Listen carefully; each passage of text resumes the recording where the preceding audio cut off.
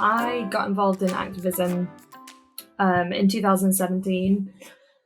Before that, I'd always been kind of, I guess, just like an active uh, person in the world. I'd always like wanted to do things. I worked in Greece and worked in ocean cleanup and did lots of different things like that. But then in 2017, I was upskirted at a festival, and I didn't know it had happened. And then I saw the guys sharing the photo around in the crowd around me, and I kind of got into a scuffle with the guy, managed to get the phone off him, and did kind of everything we ask victims of sexual harassment and sexual violence to do.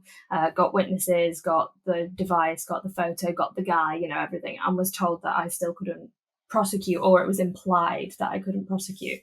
And effectively, a couple of weeks after I found out that upskirting wasn't a sexual offence in England and Wales, but I had been in Scotland for 10 years. And so I started to talk about this publicly, and I kind of grew a community of people who had also dealt with being upskirted or having non-consensual photos taken of them. A lot of those people were children. And from that, realised, okay, I have marketing skills, I have a laptop, I have a bedroom. I'm bored of ignoring this stuff and brushing this stuff off. So I kind of took it as far as I possibly could, never really thinking that I would be able to change law or bring in the Voyeurism Act. But that's kind of what kicked it off for me in a big way. But I would say that was probably the straw that broke the camel's back in terms of experiences of sexual harassment.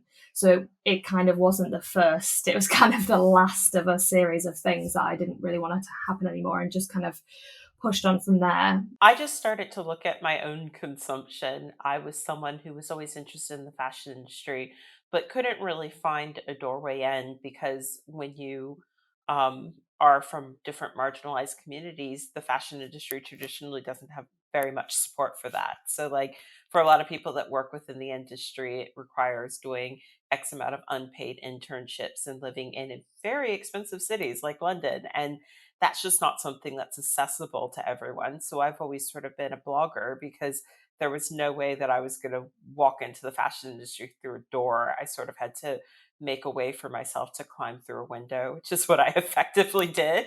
Um, and then sort of also realizing that because of the ways in which I was engaging with fashion, I wasn't comfortable with how much I was buying, how much I was consuming, the ways in which sometimes consumption made me feel. And at the same time, I was living in the States, and the rhetoric surrounding the election of Donald Trump was really amping up. So I felt like I had to do a duty to start talking about race in a very bold and open way that I had never felt comfortable talking about it before. So in column A, I was like fashion and shoes, and ooh, maybe we should be talking about sustainability. And in column B, it was like race. And then I realized actually these topics can really go together. I don't know, if you speak to my parents, they'll say, like, I always had quite a strong sense of what was fair and not fair.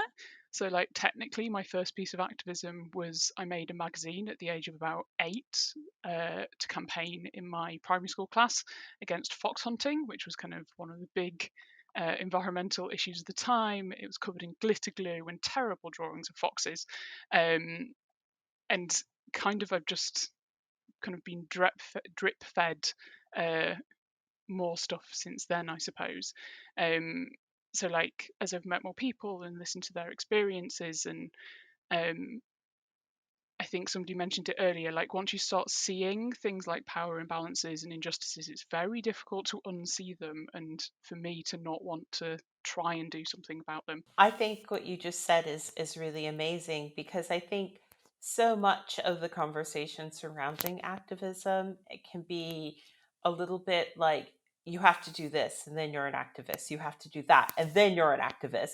But in actuality, I mean, from a young age, once I began to realize that, humans, but mostly corporations, were trashing the planet, I became very passionate about that. But no one was going to, tell me, give me an activism badge when I was like 9. But I do think that we can really empower people to see everyday actions as activism, and not make it feel like activism is something that you arrive at. It's a journey. And I think that's really important to focus on, because I really do believe that so many people still feel like, oh, what can I do? My voice doesn't mean anything. But if we can empower people to see that, like, you don't have to wait for someone to pin a badge on you, that it can be a journey, then that can be really powerful. So I just wanted to tag on to that. My journey in activism started 2 years ago now, when I attended the first climate strikes in London. And I think what really motivated me to take that step from attending to being on the other side of things and organizing was just the energy of that strike and of that space. I'd been to um, climate strike, I've been to climate protests before, and just a few protests kind of thing.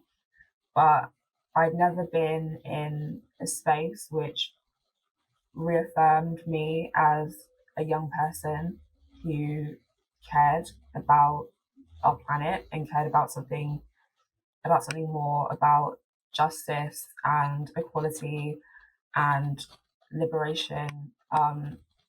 It's funny how people have a certain conception of what young people are like.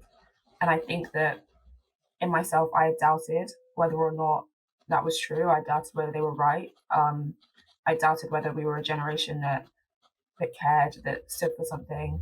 And, standing in the streets of central London and seeing thousands of young people in their school uniform, waving their ties around, dancing, drumming, climbing on lampposts while police officers stared at them, just bewildered. It felt like a moment that really captured what young people's strength is and what our power is. The fact that we were able to bring London to a standstill and no one saw it coming at all.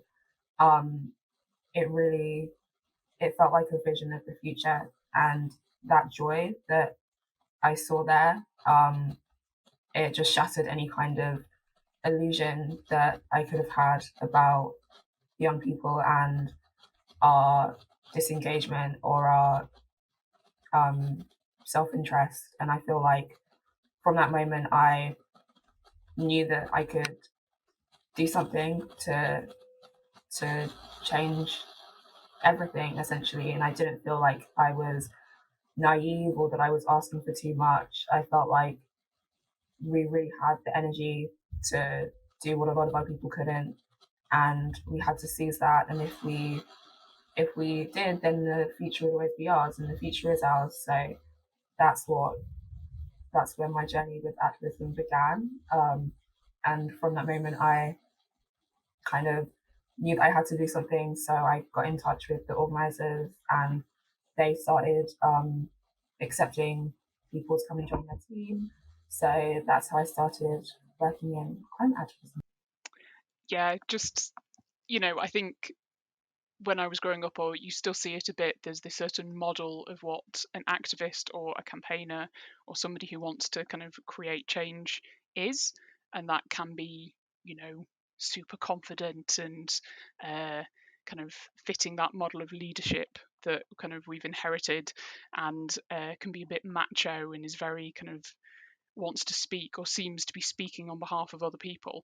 And I just have zero interest in being that person, really. And so, yeah, I think everybody, defining there is many different types of activists as there are people in the world, right? You've got to find your way of doing it, not fit into a model that we've inherited, really. Yeah, totally. Can I tag on that? I was going to say about kind of the commodification of activism, which has been a huge thing in the last sort of 5 years. When I was working in advertising, we were at the end of, it's not something that people say, but there's a sense of the sex sells narrative, of the desirability politics and all that kind of stuff in advertising. And kind of as I was leaving, that was shifting into this like social conscience thing. And it effectively became activism sells.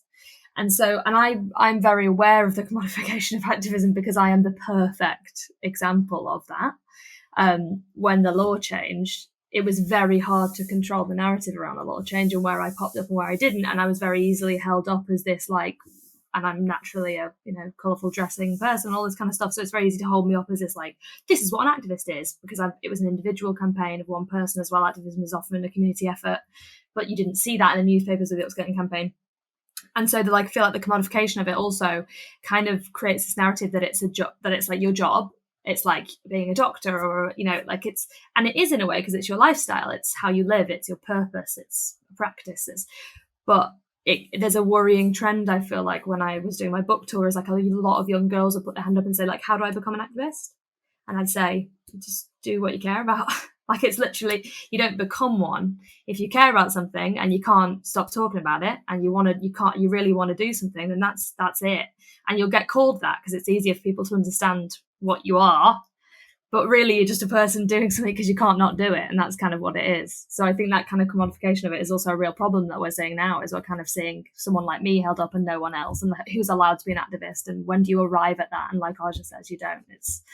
That's not how it is. Rooting, back to a really simple thing, the commodification of activism. Before we were in a pandemic, like literally right when London was shutting down, a brand that I don't think is up to anything good had all of their mannequins in the window with they were staging a protest with their mannequins. And I just remember Instagramming it and saying, no, this is not what we want. And I just thought it was so interesting that this is what happens when activism gets commodified, is that a brand that's quite frankly not doing the right thing and largely contributing to climate emergency can commodify a staged, protest in their window with their mannequins, because they're trying to get that energy. They're trying to get people to be like, if I buy the right clothing, then I can go to a protest and hold a sign that says nothing on it, and it's like, activism is cool, but I don't want it to become so much of a commodity that a corporation can take advantage of it and use it in their marketing. That is very, very odd. There's still this idea that for Black bodies that we don't exactly belong in certain spaces, or that we don't have value to bring to the conversation. I still feel that completely. Or, people telling me things about, stuff that I've written whole entire articles about for nationwide publications about, explaining it to me. Like, there's a level of mansplaining, which I'm sure everybody on this call can totally understand. And then it gets even deeper with white splaining, which I have happen on my platform pretty regularly. So I think depending on where your intersection is, you're going to understand some of these challenges. But the deeper you go into different oppressions, the more challenges people face, I guess. So yeah. In general, the climate emergency is going to affect women and children in much different ways, but the voices that are consistently being amplified aren't women. A fantastic book about this is All We Can Save, which is it's essays, and it's all essays written by women and women identifying. And yeah, so it's all essays written about women by women, and the climate emergency is going to touch women in different ways. And I think that that's something that's consistently missed by the messaging that's being put out. And when you look at the companies that are responsible for 71% of carbon emissions, it's only 100 companies, and who owns them? It's not women. There might be a handful of women in there, but the majority is not women. So yeah, it's yeah. And in the work that I do as well. So, people treat the fashion industry like it is frivolous and silly because it's women's stuff, when in actuality, everybody wears clothing. And so the fashion industry is constantly written off as this unserious, frivolous, silly thing. But in actuality, the fashion industry is responsible for billions of jobs, billions of dollars, and keeps billionaires, very wealthy, who happen to be men. And then when you look at the bottom of the food chain, it's of course 80% garment workers are women. So yes, there is a lot of sexism in a lot of these systems that we're working very hard to deconstruct. Considering the role of women is also really important when we're thinking about the solutions. I always find it interesting how when we talk about green jobs, we see it in terms of who's going to be building wind turbines and these types of technology oriented roles. But we never think about, where the green jobs are in our current economy, and who is doing them, who's doing the reproductive labor, which is green, who's doing the care work, which is green, who's teaching in our schools, which are, low carbon spaces. We always think about it in terms of these male dominated roles and never in terms of the predominantly care work that women are doing, which is incredibly green and which needs to be foundational to any kind of climate solutions we're trying to build. And so I feel like feminism is so central, both in terms of the causes and in terms of the solutions. And I always find it interesting. I always find it useful to kind of split it up in that way. And I do think that care is something that is really useful for me as a framework in terms of thinking about the role of women. And I do believe that building an economy that cares about people and cares about the planet is so central, and an incredibly important part of feminism.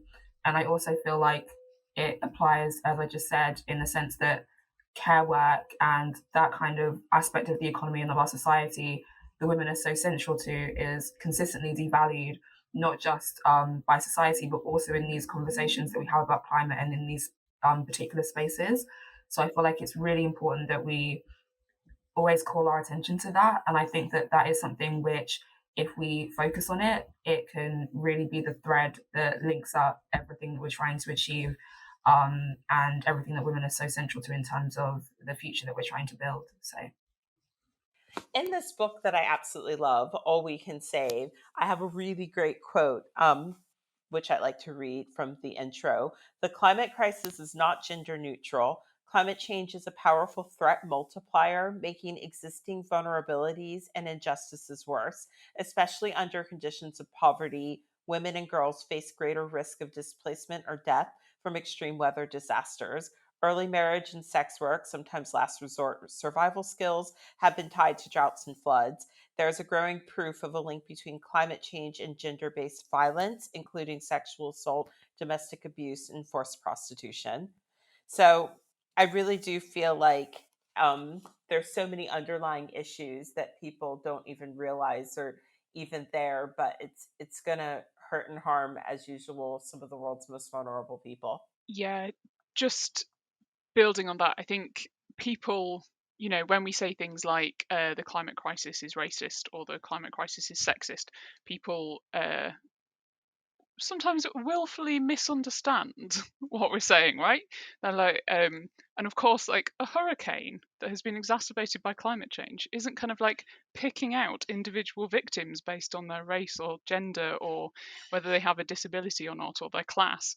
But we have to always remember that these things happen. They don't happen within a vacuum, right? They happen within a political, a social, and an economic context.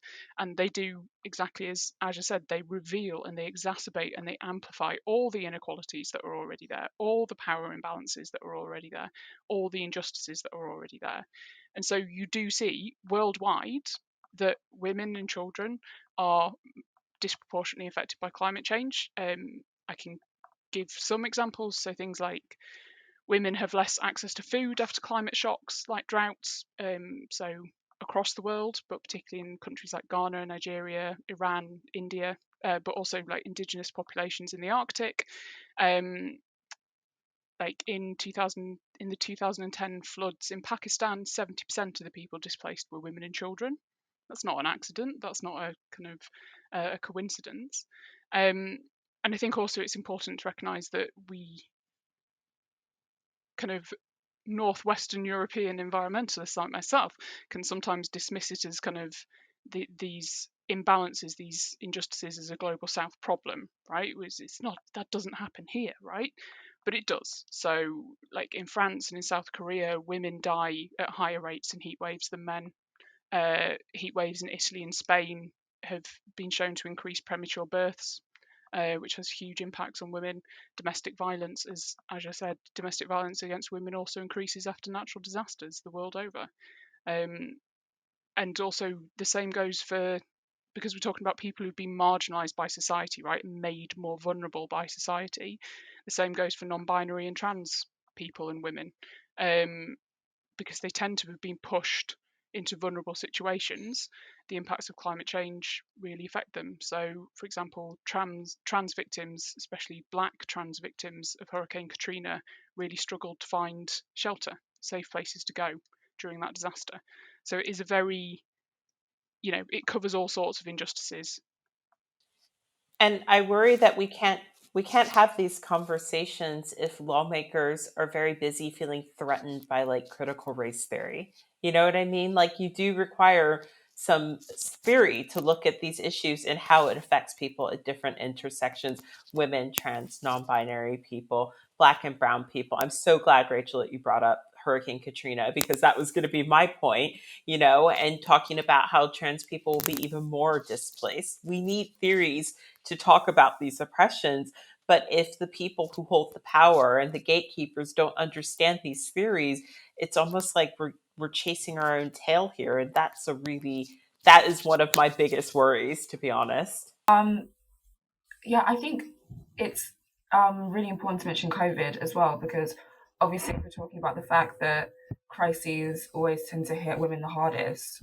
We're not just dealing with the climate crisis, we're dealing with the climate crisis in the wake of the coronavirus. And I think that is, we can take it as an example of how crises hit women the hardest. We can also take it as um, something that needs to be considered is the fact that women are already in this disadvantaged state by the COVID-19 pandemic before we're even talking about climate as well.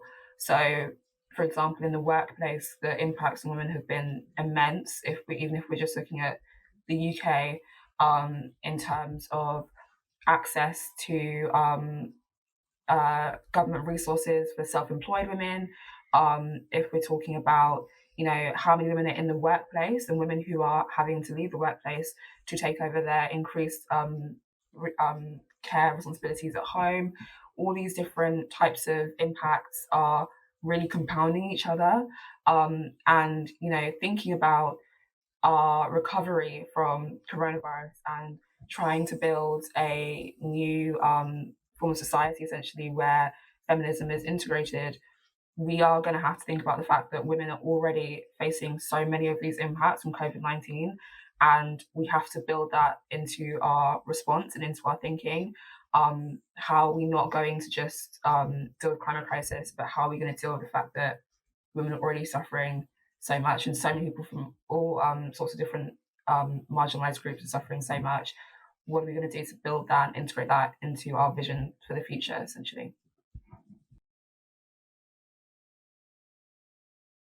So there's this like huge divide in the spaces that I'm in where people are like, individual action doesn't work. And then other people are like, I like individual action, zero waste, da, da, da, da. And I don't understand why there can't be room for both of these things. So for me, I generally feel like people need to sort of change things within their life before they can actually really grasp how some of these topics work, or maybe see some of these oppressions, changing things like plastic bags and bringing your own shopping bags to a grocery store. That's a small change, but it allows you to sort of have a greater idea of what the overall landscape looks like, and maybe how someone who has kids or whatever might forget their grocery bags, and that's hard.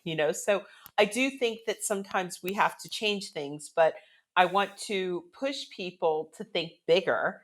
It's sort of like that Drake meme where he's like doing this and then doing this. So like, okay, I have a reusable deodorant that I like using, and that's great. I've changed this one thing, but how do I get it to the point where like we're challenging the beauty industry to make more products reusable so that everyone has that choice. So it's not just me buying into changing something, but how do we actually talk about challenging these industries to make it easier for everyone to have that choice instead of just being like, well, I buy sustainable fashion, so therefore I'm better than you. You know, it's all about pushing people to the next step. But I think it's great when people take these actions, but don't just stop there and sit back and rest on your laurels and go, okay, well, I've done the thing, so no one can tell me anything. You know, it's thinking bigger, and that's ultimately what I try and do with my platform is get people to do these little actions and then think about how we can grow them into bigger actions. That was all brilliant. And I suppose the only piece of advice that I do give out regularly about doing activism is you don't have to do it alone. Do it in communities, do it with people, do it as like, because otherwise it's exhausting and crushing if you don't kind of do it as part of a community. I've found ways which my activism kind of does give me energy, but there's a lot of activism out there that doesn't give me energy, and I find really draining. And it's finding what you can do to push yourself and go further in a way that is sustainable and isn't going to kind of completely drain you. And for me, and I think for a lot of people, it's doing it as part of that community and going further together. Yeah, and not thinking that it's all on you as an individual and on your shoulders, and you have to do it perfectly alone, because that sounds terrible. I totally agree with that. And I feel like, especially when we're talking about an issue like climate, which it feels so vast and it affects everything in our society, you know, and there is this, there are a lot of people that talk about this in the sense of like emergency, like we need to do something now, you need to take action now, or this type of language, you know, it fosters fear and it makes it difficult for us to kind of tackle this issue and think about it and deal with it. And for a lot of people, that can lead to, you know, despair and anxiety and a lot of negative emotions. And I think that really activism, and particularly activism as Rachel just said, activism which is in community, when we are actually finding other people who care, is that moment when you can change those feelings of, you know, all these negative emotions that can build up, where you can transform them into something which is positive and which allows you to have the agency and to create something and to feel like things can really change. And I do think that, you know, it's not like activism is something which is, you know, it is difficult, and for I don't want to make light of that, but it's something which can actually create something positive of being in those spaces and knowing that things are changing, and knowing that there are other people out there who also care about the same thing as you and aren't going to take this lying down. That is, I think, such a transformative thing, something which is important for us to have, and it's important for us to create those spaces for ourselves, because that's when we really allow ourselves to have hope for the future. So yeah. I think one of the things about humans is that we have to challenge each other to just be more out of the box thinkers, because what we have is we have a series of systems which are only serving a small portion of the planet.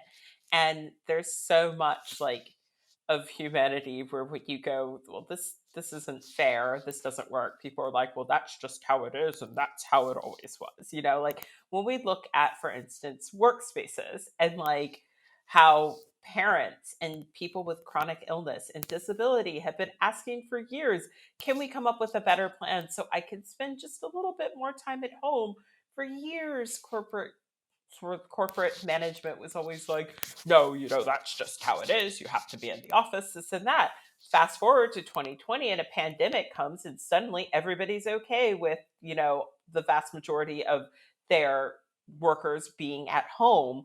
Why couldn't we have just reached this conclusion before a global pandemic came? We can change these systems. We just have to be out of the box thinkers. And, people have to be willing to be, people with power have to be willing to take more chances and be more daring. But in actuality, I don't see the vast majority of the world going back to the office in the same way. Once whatever the new iteration of how we live goes, I see that change being permanent for some people. Why couldn't we have just made that change happen without the threat of sickness and illness? And so that's the problem. I feel like with humanity, we can get things together rather quickly, but it's almost like we have to walk a plank to do it. Why can't we just do it before we get to the point where it's the plank? It reveals what you're saying at the beginning, right? That this is a system which works for some people and it doesn't work for others. And it's only when a certain people in society are forced to confront what's happening that suddenly everything is simple and everything can change.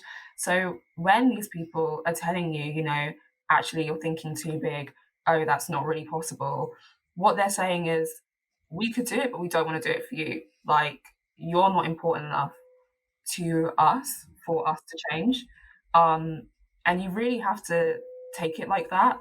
Because, yeah, because especially as young people, we get so many people talking down to us. If you look at, a figure like Greta, who's just had a bunch of middle-aged men spending their days writing think pieces about her, and essentially how all sorts of negative things about her, how she is a shill, how all climate activists are just pressured by their teachers to kind of go out on the streets and go on strike. They want to be in school, all this type of stuff. We don't really care.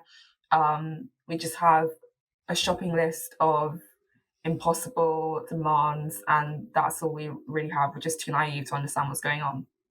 When we're being confronted with all these different messages, and as women, those are the messages that I'm confronted with as a young person, but as a woman and as a Black woman, there are different messages that I'm confronted with because of those things as well. And when you're constantly receiving all of that, you really need to understand it for what it is, which is the system trying to maintain itself. And it's not something that you should take at face value. It's not something that you should buy into. And especially as, women, it's difficult for us sometimes to understand that for what it is, especially because, a lot of us are dealing with imposter syndrome and like feeling like we don't really belong in these spaces or really understand these issues. But you need to have that belief in yourself and that trust in yourself, and that belief that the world doesn't need to be this way. It's just this way because this is how it's always been, and because it benefits some people for it to be like this. And if it doesn't benefit you, you can fight for it to change. And you don't just have to take this lying down. This isn't just something that you have to be okay with. This isn't the way that things always have to be. And I do think that finding that community, people who think that same way and believe the same thing, that believe that change is possible as well, it really allows you to think big and to think outside the box and to start pushing lesser on these types of things, and to just say, you know what, like, fuck you. Like, if you're going to say I can't change stuff, yes, I can. There's no reason why so many people in society are getting, completely fucked over on a daily basis, and their suffering is just taken as nothing. There isn't a reason. This whole society just is built on glass, and it's our job to reveal that and to actually show that, you can say all this stuff, you can try and talk down to us, you can try and tell us that things can't change, but that's an illusion, and we know it to be that. And so I think that it's about taking that step and having that trust and that faith in yourself and your community, that, the fight, there's no reason for us to stop fighting. And we aren't going to stop fighting until we get what we want, because we have no choice at this point. Our world and our futures are on the line.